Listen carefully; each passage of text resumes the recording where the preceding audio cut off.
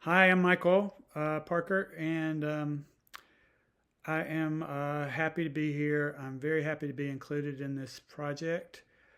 I want to thank Kelly Shin for putting this together. It's a tremendous project, and one that's very dear to my heart. I grew up in Eastern North Carolina, and I'm coming to you today from Durham, but I've spent lots of time in Western North Carolina.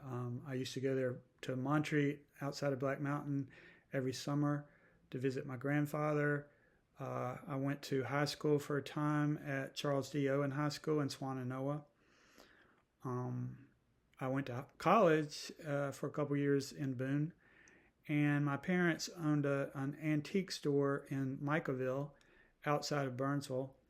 Um, and you probably know that Micaville was pretty much destroyed by the storm. I think the only building that was left standing was where my parents had their store.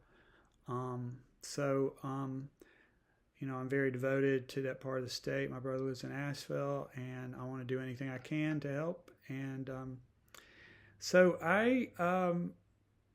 if you're inclined to give money, my chosen charity is the Diaper Bank of North Carolina.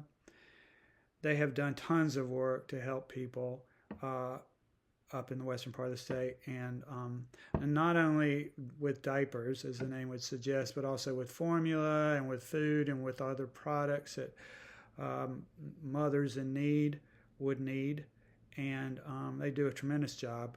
They're still going up to Western North Carolina. They're still making trips, and they serve the rest of the state as well. If you want to look at their website, it's Diaper Bank of North Carolina, and it's based in Hillsborough. But again, they're all over the state. So I wanted to read a very short story, and I lost my place. Sorry. Here we go. So I saw that Jill McCorkle had read a story in which a lineman was featured, and I have a very short story, very short. It's in this book of very short stories that I published a few years ago that mentions a lineman, so I thought I'd go with that theme. The story is called I'm Coming Back to Love You Again.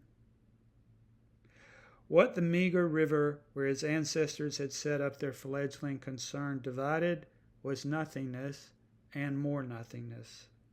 Scrub and swamp, cypress knees and dripping moss. You nearly had to get lost to even find the ferry crossing. Locals used it to visit cousins. The only non-native passengers were families in minivans seeking an authentic experience that lasted only 7 minutes and took them 90 miles out of their way. Across and back, east to west to east, morning to sundown. His bow was his stern his bow.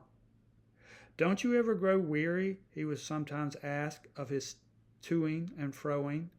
But there was someone once across the river. When he first saw her, they were in grade school, and he was riding in the bed of his uncle's pickup. They passed her farmhouse, and he saw her reading a book while lying on her back in the grass, her feet propped up on a swing hanging from the branch of a live oak. Years later, he would meet her in town on a side street. She would be waiting in the same place alongside the wall of a shoe store. Why do you always wait there? He asked her once, just before he leaned in to kiss her. And she said, because the sun warms these bricks and they keep the heat all day long and on into the night. That he never loved anyone more than her at that moment. That she came from one side of the river and ended up living with him on the banks of the other was, he might have said if he had been inclined to say, enough. Even though she had long ago left him and taken his daughter and moved to Arkansas with a lineman who had come north in a convoy of trucks to restore power to the region after a storm. Always, in every car bumping up the broken pavement, leading to the landings, he looked for her. And so he kept on ferrying people across the river for the same price his father had charged, $7, even though he could barely afford fuel. but he would never go up on his price because it seemed to him that any more than $1 a minute to go absolutely nowhere was kind of high. Thank you so much.